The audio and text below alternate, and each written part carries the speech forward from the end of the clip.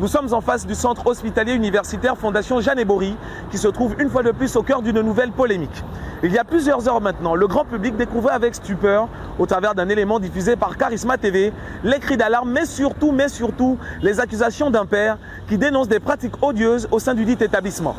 Des accusations qui reposent essentiellement sur deux facteurs. Le premier, la non-reconnaissance de ce qu'on lui présente comme étant le cadavre, comme étant la dépouille de son enfant qu'il tenait il y a encore quelques jours dans ses bras. Deuxième facteur, l'imbroglio établi par l'hôpital qui dans un premier temps annonce 19 h en rétropédalant quelques instants plus tard en annonçant finalement 6 h alors que ce dernier avait payé un bon d'examen à 15 h le même jour.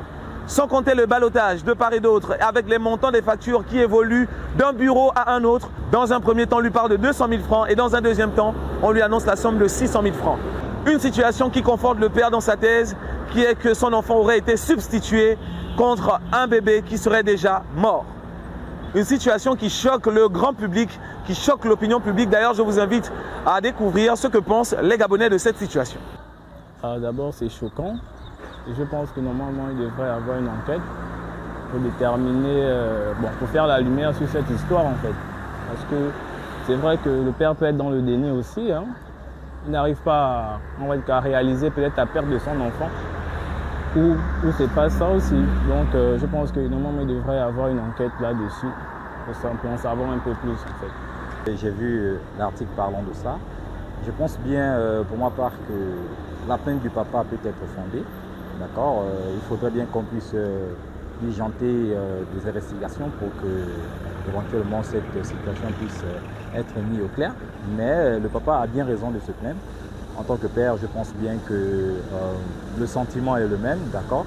On a toutefois ce chagrin, on est touché, on a certainement envie de voir les choses un peu plus claires.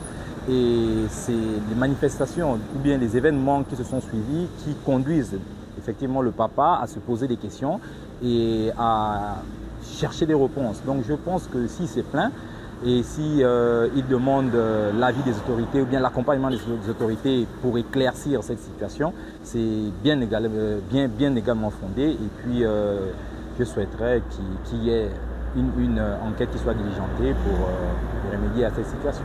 Pour l'instant, c'est le silence total du côté de l'hôpital qui ne souhaite pas communiquer sur cette histoire actuellement. Quoi qu'il en soit, le grand public attend avec un grand désir le dénouement final de cette histoire. Ce qui est sûr, affaire à suivre.